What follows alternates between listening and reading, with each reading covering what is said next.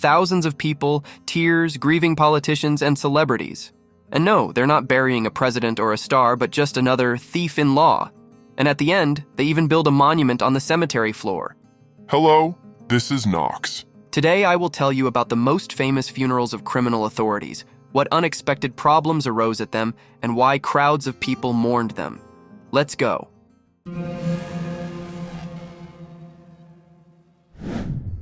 And let's start with Andrey Isaev, better known in the criminal world as Rospis. He was a man whose life was simply steeped in the thief's spirit. If it weren't for the harsh end in Poland under the bullets of killers, he would probably have become the leader of the entire criminal world, leaving even such heavyweights as Grandpa Hasan and Taro far behind. Isaev, who became a thief-in-law in the early 90s, was a true hero of his time when power and influence were measured not only by the ability to survive but also by the ability to keep one's word. His coronation took place in 1992, practically parallel to names like Yaponchik, Svoraf. Isaev began his journey with robberies on the streets of Moscow, but quickly rose to the scale of legend, thanks not only to his deeds, but also to his unwavering adherence to thieves' laws. His meeting with Vasya Buzulutsky, another living legend in prison, gave Isaev an understanding of the thief's philosophy, which he carried through his entire life. As I said, he was known as a man of his word, with absolutely unyielding principles. He directed huge sums of money to support prisoners, not wanting to see their suffering in times when the country was experiencing a deep economic and social crisis. Despite his wealth, Rospis lived not luxuriously but decently, always remembering the thief's laws and those who ended up behind bars. His end was as grandiose as his life. The funeral at the Kovanskoye cemetery gathered not just a convoy of expensive foreign cars, but a whole procession of respect and memory, stretching for several kilometers. Everyone was present: Russians, Georgians, Armenians, and many others, except for the Chechens with whom he was practically at war. Isaev's coffin alone cost more than $20,000, which at that time was absolutely insane money. This final farewell reflected all the respect that Rospis had earned, being a man of his word, honor, and valor.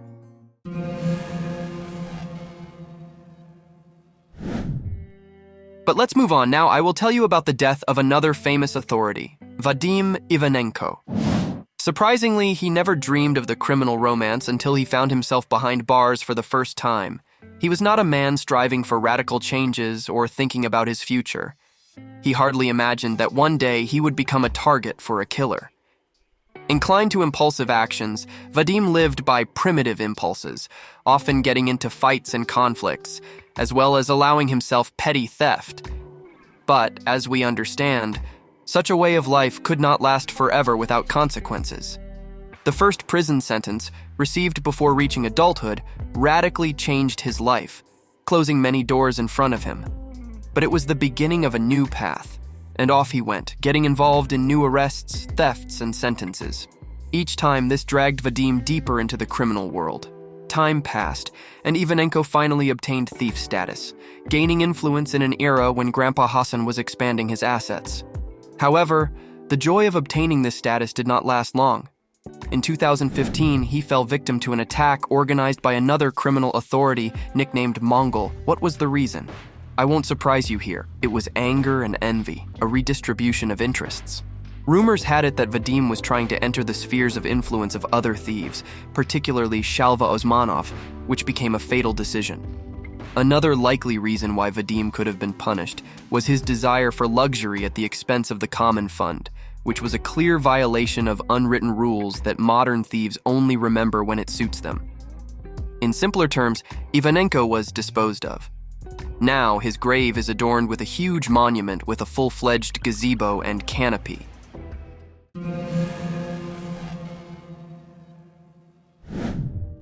By the way, so that you understand the level of authority funerals, Let me tell you the most scandalous story.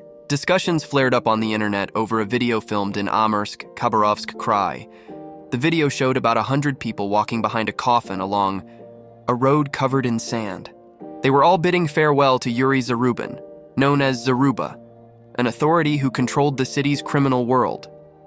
Among the group carrying the coffin, The main faces of the city's police and prosecutor's office were noticed, which sparked lively discussions. Soon after the publication, the author of the video was approached by police officers demanding the removal of the video from all social networks where it was posted, warning of possible problems in case of refusal. The main disseminator was a blogger who published it on his YouTube channels and Instagram, citing the source on Twitter. Soon, the police took notice of him, and a spokesperson for the regional MIA reported that the guy had been taken to the department for a clarifying conversation. An investigation into the publication was launched, and the most outrage was caused by information about the participation of a high-ranking police officer in the funeral procession, although all local residents easily recognized their law enforcers. And as they say, the guy who ended up a little surprised turned out to be the scapegoat.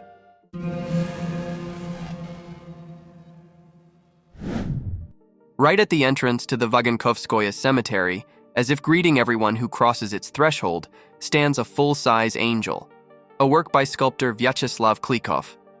Let me tell you, the sight is truly impressive. Under the wings of the angel lie not national heroes or celebrities, but the brothers Otar and Amiran Kvantrishvili, two figures with great criminal fame. Otar, known for his charitable work in sports and support for orphanages, made money through his criminal activities, engaging in racketeering. He particularly distinguished himself by buying the status of a thief-in-law despite serious allegations of rape. His life was full of contrasts. On the one hand, external generosity and philanthropy; on the other hand, dark deeds for which he never received deserved punishment thanks to connections with high-ranking officials. Otar's end came as a result of a criminal conflict when, at the behest of criminal leaders, he was killed by the hitman Alexei Sherstobatov, nicknamed Leshy Soldier. The event took place during the day near the Presnensky Baths, where Kvantrishvili was shot with a sniper rifle. Many well-known personalities gathered at his funeral at the Vagankovskoye cemetery, emphasizing their complex legacy. Among those present were Alexander Rosenbaum, Yuri Lushkov, and even Joseph Kobzon, who flew in from the USA, indicating how deeply intertwined the criminal world was with the secular life of that time. And I must also tell you about his brother.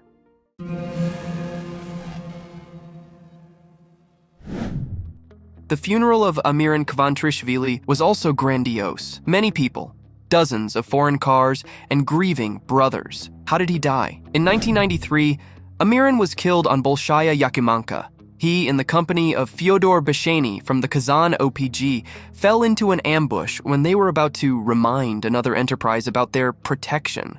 Their plans were interrupted by the ambush, and an attempt to leave unnoticed resulted in an explosion under the car. After the tragedy, Otar Kvantrishvili and his friends with athletic builds appeared at the scene of the crime. Otar stated that revenge was not in his plans, despite the tense situation in the city. Farewell to Amiran became an event. More than 2,000 people, including celebrities, came to pay their last respects.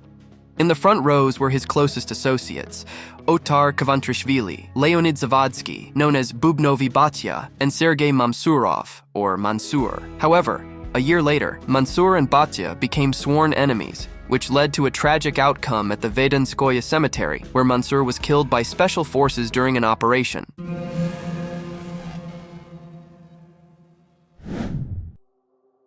Speaking of epic monuments, on the grave of Rashid Yantimirov, a prominent representative of the criminal world of Tyumen and the leader of the gang of athletes, stands a huge black statue of a strong man. He seems to be a guardian among the other graves. Yantimirov, recognized as one of the founders of the 10 OPG, gained fame in the 90s not only in the sports arena, where he excelled as a boxer, but also in the criminal world of Tyumen. According to some sources, he acted independently, but managed to negotiate mutual support with the 10 against other groups. His path in crime began with the creation of a gang of boxers in the 70s, and by the beginning of the 90s, ABO IOS. UAT 500 members were under his leadership. Their activities included extortion and racketeering, and their arsenal included not only firearms but also grenades and RPGs. This gave Yantimirov and his team enough strength to compete with other criminal associations, including Hans's group. Yantimirov's fate was cut short on May 22, 1993, when he was killed by Vladimir Frize. It is said that people from Hans's circle stood behind the murder, dissatisfied with the recent changes in the distribution of spheres of influence.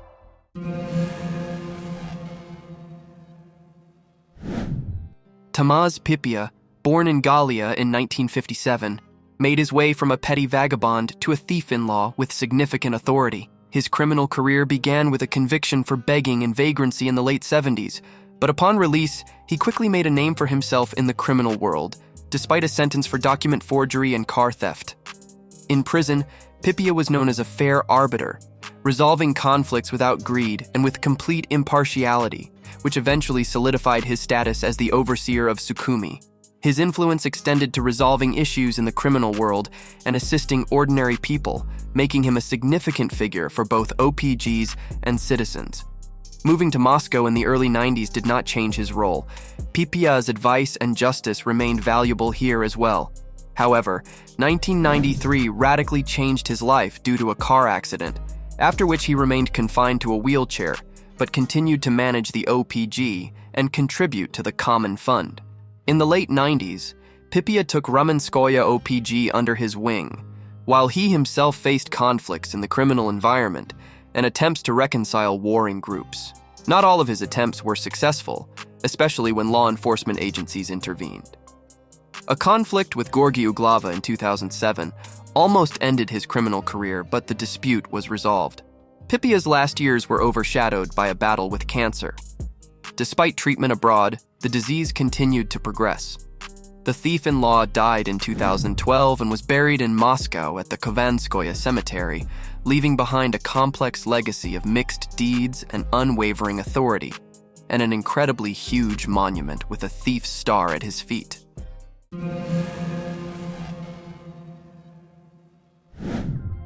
The Musoyan brothers, Murali and Kamal, were an integral part of the criminal world, closely associated with the activities and loyalty to Grandpa Hassan. Murali, the younger of the brothers, born in 1974 in Tbilisi, was brought into the thieves' family thanks to Kamal's efforts in 1998. Up to that point, Murali had not been involved in any crimes and had not served any prison sentences, but after his coronation, he became a reliable support and close associate of his brother. The Musoyan brothers actively participated in the activities of the OPG supported by Grandpa Hassan and were appointed to oversee the Krasnodar Krai, with Kamal acting as the overseer.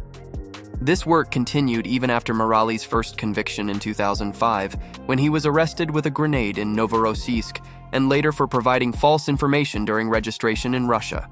Kamal's death in Moscow was a turning point for Murali, who took over the management of the criminal world of the Krasnodar Krai. However, his career in this role was short-lived. In 2012, returning home after vacationing in Anapa, Murali was stopped by traffic police. During this stop, SOBR officers used force, resulting in Murali suffering broken ribs, and he died in the patrol car. The family claims that the cause of death was shock, while the official version points to a heart attack caused by severe agitation. Murali's funeral became a major event in Novorossiysk, with hundreds of people and city officials attending. And as usual, an incredible monument in honor of the thief-in-law.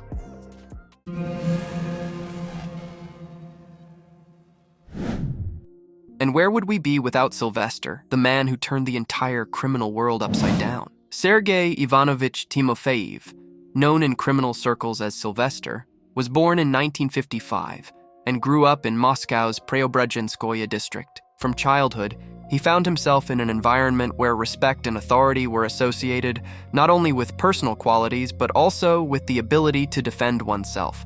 His interest in karate, despite the prohibition of this sport in the Soviet Union, led to him being nicknamed Sylvester and laid the foundation for his future leadership in the Orakovo organized crime group. Under his command were such well-known figures as Leshisol Dyer, aka Alexei Shestobitov, a fighter who eliminated half of the criminal world. Sylvester proved himself not only as a criminal leader, but also as a man who made a significant contribution to the fashion of the 90s among representatives of the criminal world, popularizing tracksuits, leather jackets, and massive gold chains.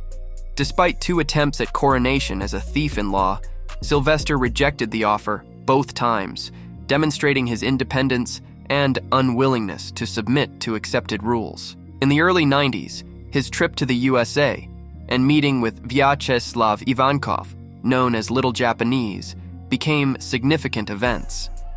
Rumor has it that it was there he was given the golden key to manage Moscow, which only strengthened his authority among the criminal world. Unfortunately, Sylvester's life was cut short in 1994 due to a car explosion. His funeral took place near the cemetery entrance under a symbolic black monument reminding of the explosion in which he perished. This monument serves as a reminder of Sylvester's complex fate and significant contribution to the history of Moscow's criminal world.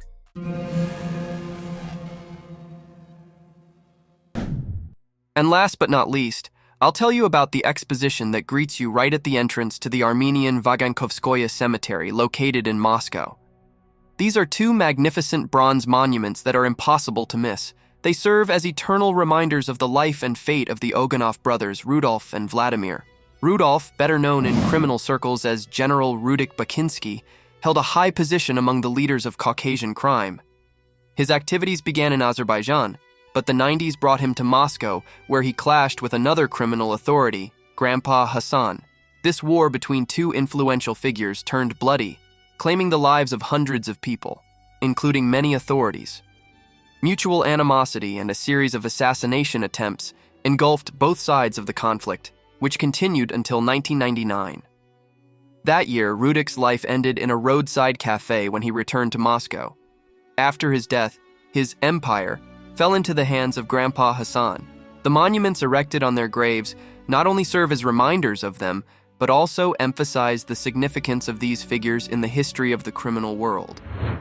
As you can understand, many authorities led quite contradictory lives, on one hand killing, and on the other, helping those in need. That's why funerals were always attended by a variety of people. Some were afraid, others adored. And if you're interested in similar topics, you can write scripts, do editing or voiceovers, just write to the Telegram bot in the description to join our team. Thanks for watching.